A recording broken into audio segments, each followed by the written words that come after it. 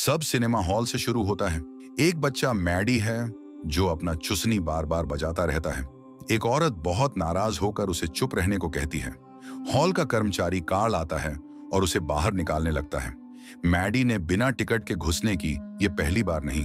Karl का साथी hang आता है और पूछता है, क्या हुआ? कार्ल बताता है, बच्चे ने तीसरी बार बिना पैसे दिए अंदर घुसा। लेकिन हैंक पूछता है, क्या उसने कभी बच्चे का परिवार देखा? फिर वो कार्ल से कहता है, छोड़ दो। इधर हैंक की बेटी रोनी मैडी को छिपते देख रही है। वो कुछ नहीं कहती। उसके पापा की तरह उसका दिल भी समझदार है। कार्ल जिद करता है, कहता है, दया से थिएटर का बिजली का बिल नहीं चुकता। हैंक झगड़ा नहीं चाहता। वो रोनी से पूछता है, क्या उसने बच्चे को हॉल में देखा? छोटी लड़की हाँ कहती है।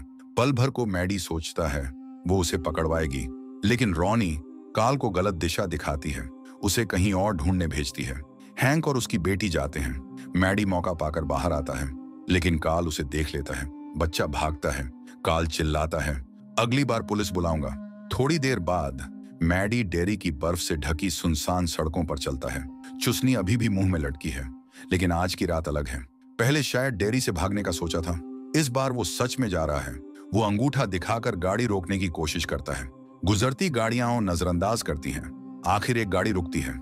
अंदर एक जोड़ा और उनके बच्चे हैं। ड्राइवर खिड़की नीचे करता है, पूछता है, तुम ठीक हो? औरत बच्चे को देखकर पसीज जाती है, कहती है, अंदर आओ, ठंड से मर जाओगे।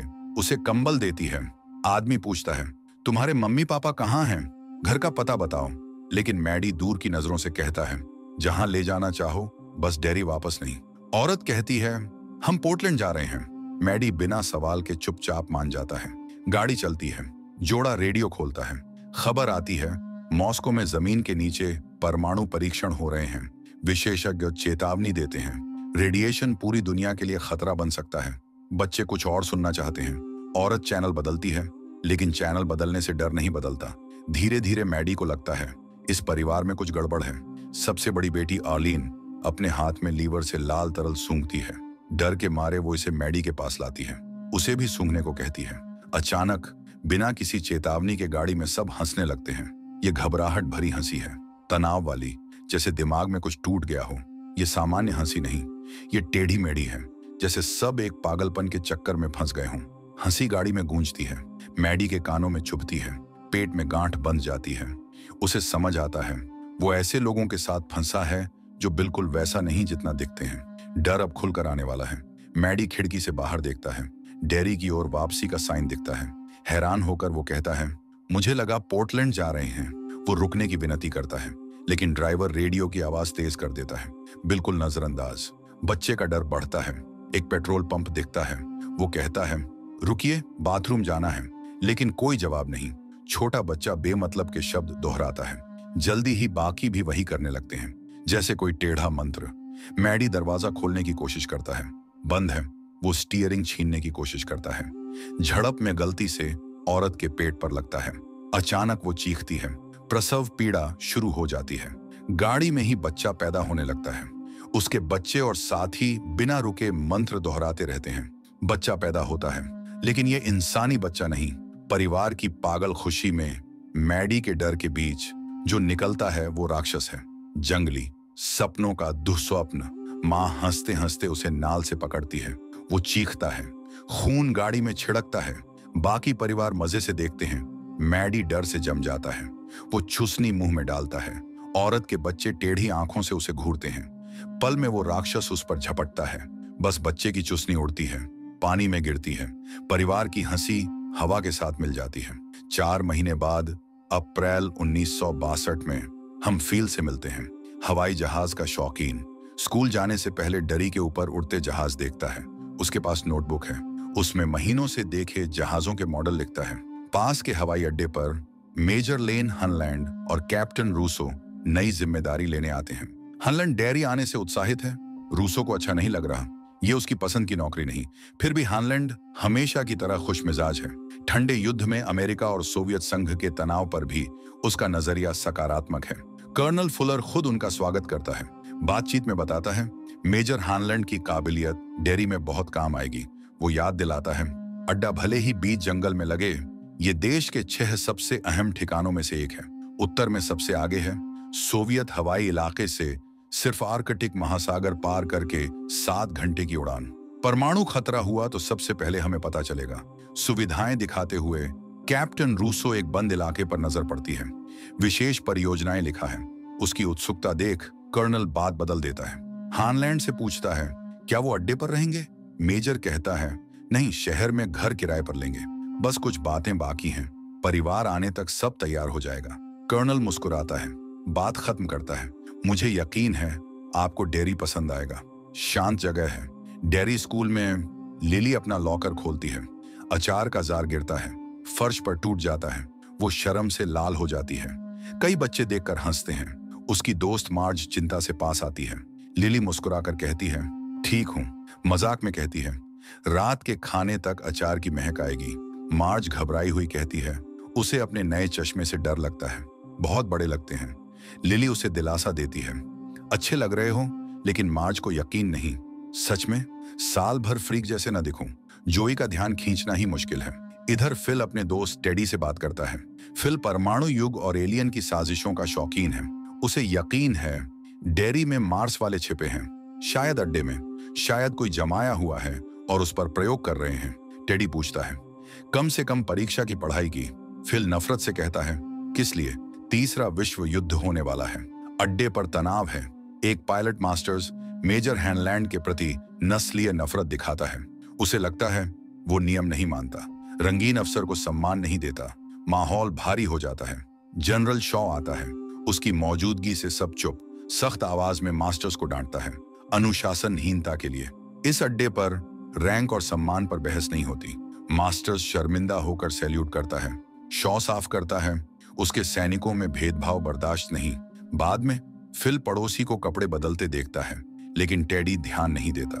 फिल पूछता है, तुम क्या कर रहे हो? टेडी कहता है, होमवर्क। फिल और बातें करता है। टेडी का ध्यान कहीं और है। फिल पूछता है, क्या हुआ? टेडी कबूल करता है, आज मैडी के गायब होने के 4 महीने पूरे हुए। फिल बेपरवाही से कहता है, बहुत बुरा, और बात बदल देता है। टेडी नाराज होकर कहता है, मैडी के बारे में बात करो। फिल शक से कहता है, बात करने से वो वापस नहीं आएगा। टेडी जिद करता है, उसकी लाश भी नहीं मिली, उम्मीद है वो जिंदा है, शायद भाग गया। फिल समझ नहीं पाता भाग क्यों गया। टेडी याद दिलाता है, मैडी के दोस्त कम थे, जन्मदिन पर भी कोई नहीं आया। फिल कहता है, हमने पैसे नहीं लिए, कैंडी पैसे नहीं। टेडी कहता है, फिर भी वही बात है। फिल मैडी की मां का पक्ष लेता है, कहता है, सौदा ठीक था, हमने उसका भला किया। टेडी मानता नहीं, कहता है, हमें पता ही नहीं था वो उसका जन्मदिन था। फिल बचाव करता है, जन्मदिन भूलने से वो गायब नहीं हुआ, और मेरे ख्याल से मैडी मर चुका। ये सुन टेडी को गुस्सा आता है। वो फिल का घर छोड़कर चला जाता है। दूसरी तरफ लिली बाथरूम में है। अनमने ढंग से अपना कंगन घुमाती है। आंखों में आंसू। मैडी को याद करती है। उसे वो वक्त याद आता है जब मैडी उसे बंद पड़ी जगह पर ले गया। सालों से बंद थी, लेकिन वो वहां पहुंचे। मैडी ने बताया, फिल और टेडी एक बार घुसने की कोशिश की, लेकिन चौकीदार अब ताला नहीं लगाता। वो उनकी गुप्त जगह बन गई। लिली ऊपर के नजारे से हैरान। मैडी कहता है, फिल या टेडी को मत बताना कि मैं तुझे यहां लाया। वो पूछती है, क्या मुझे पागल समझता है? मैडी कहता है, मेरे लिए नहीं। उसी पल मैडी पूछता है, उस दिन तुम्हारे पापा के साथ क्या हुआ? लिली उदास होकर बताती है, वो और उसकी माँ पापा को लेने गई। वो अचार बनाने की फैक्ट्री में काम करते थे। फैक्ट्री से निकले तो उसे याद आया, अंदर कुछ भूल आई, एक सस्ता मूड रिंग, बस एक छोटी चीज। पापा वापस गए, लेकिन गलत मशीन में फंस गए। वो दूसरी जगह की मशीन थी। हमेशा मदद करने वाले पापा गियर पर चढ़े। सोचा रुक जाएगी, लेकिन समस्या दूसरी जगह थी। बहुत देर हो चुकी थी। हादसा जानलेवा था। समय के साथ अफवाह फैली। पापा के अवशेष अचार के जार में मिल गए। मैडी नरम आवाज में दिलासा देता है, तुम्हें दोषी नहीं मानना चाहिए, बस हादसा था। उसी वक्त आकाश में पटाखे फूटते हैं। दोनों चुपचाप देखते हैं, अपने ख्यालों में खोए। वो उसे नया साल मुबारक कहता है। वो शुक्रिया कहती है, बात करने दिया। कोई नहीं करता, दोस्त भी नहीं। अचानक मैडी उसे किस करने की कोशिश करता है, लेकिन लिली पीछे हट जाती है, शर्मिंदा। मैडी कहता है, गलती हो गई। वो सख्ती से कहती है, हम सिर्फ दोस्त हैं। मैडी उदास चेहरा बनाकर अलविदा कहता है। पापा को पता नहीं चलना चाहिए, इतनी रात को बाहर था। लिली रोकती है, लेकिन वो चलता रहता है।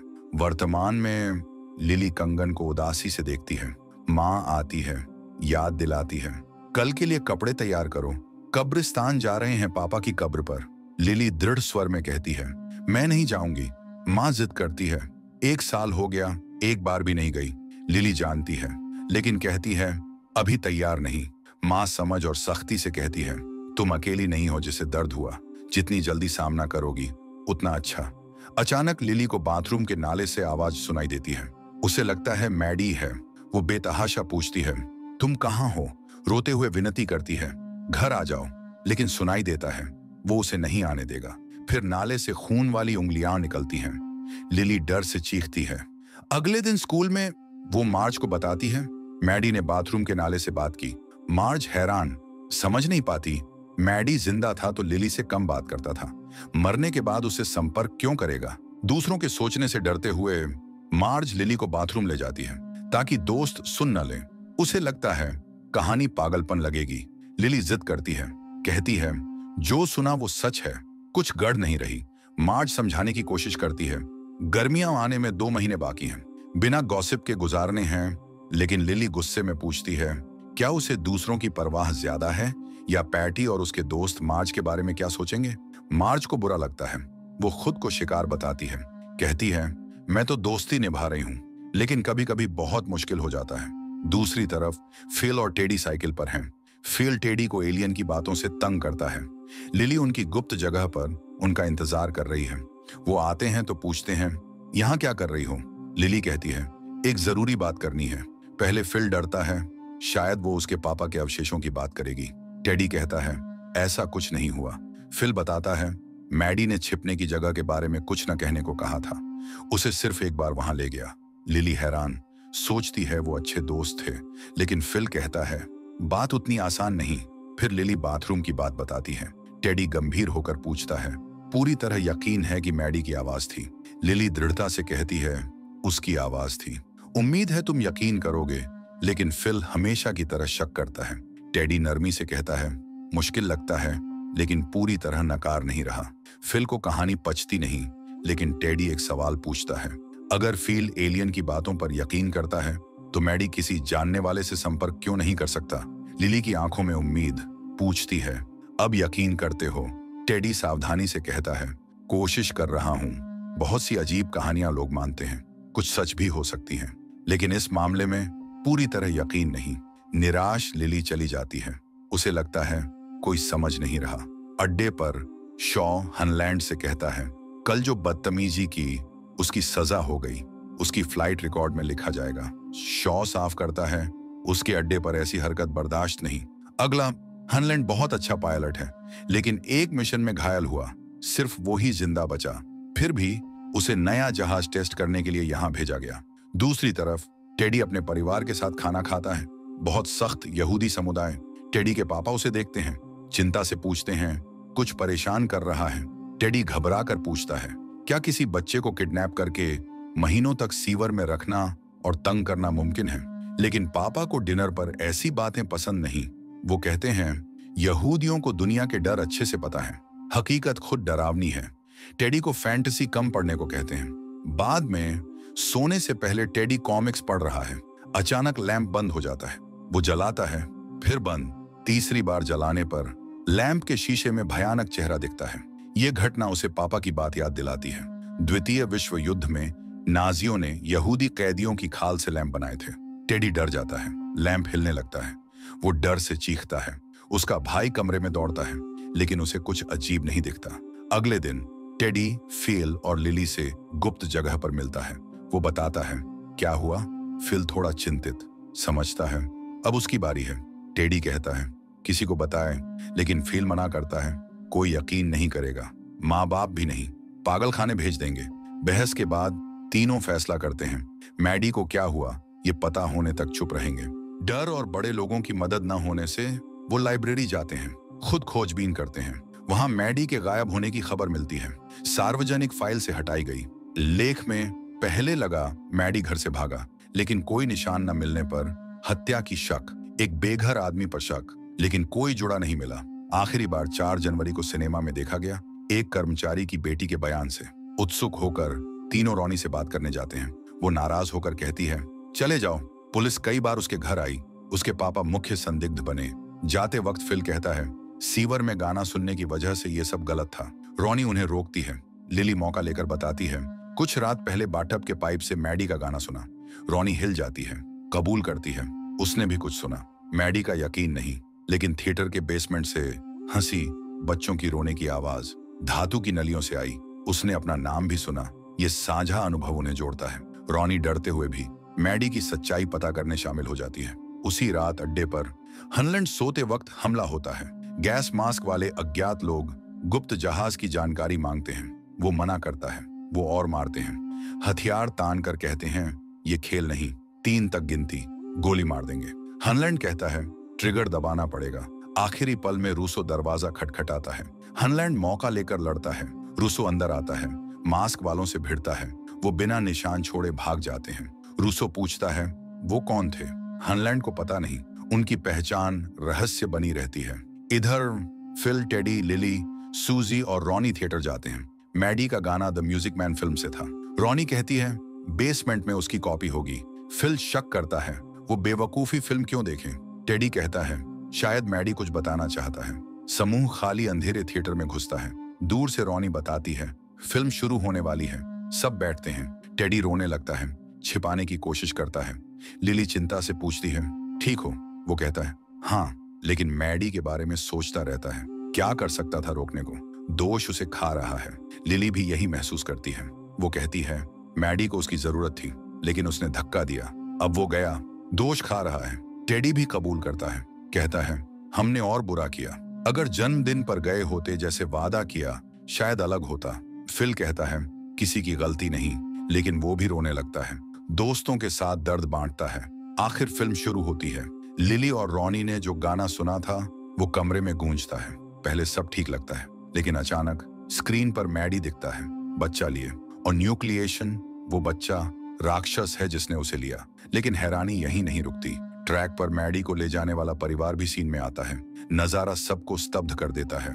मैडी को फिल्म में देखना कल्पना से परे। पागलपन की स्थिति उन्हें पूरी तरह घेर लेती है। सबसे बुरा यह है, मैडी उन्हें देखकर खुश नहीं। सब यकीन नहीं कर पाते।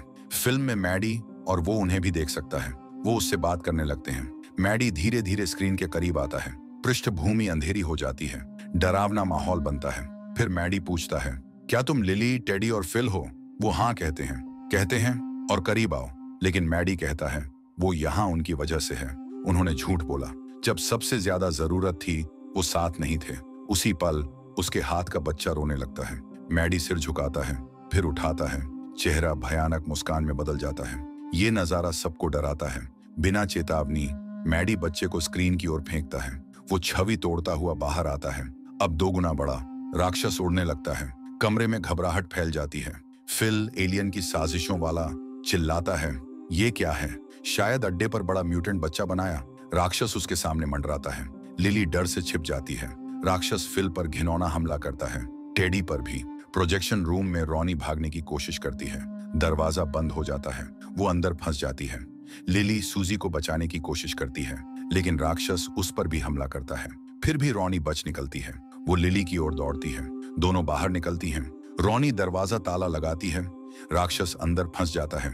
लिली सदमे में है, सब देखकर डरी हुई। हालात और भयानक हो जाते हैं। उसे पता चलता है वो अभी भी सूजी की बाह पकड़े है। वो जगह पर जम गई और इस तरह सीरीज का पहला एपिसोड खत्म होता है। बिल्कुल चौंकाने वाला, बेशक यादगार तरीके से अध्याय समाप्त। तो आपको लगता है अगला क्या होगा? क्या कोई लिली की बात पर यकीन करेगा?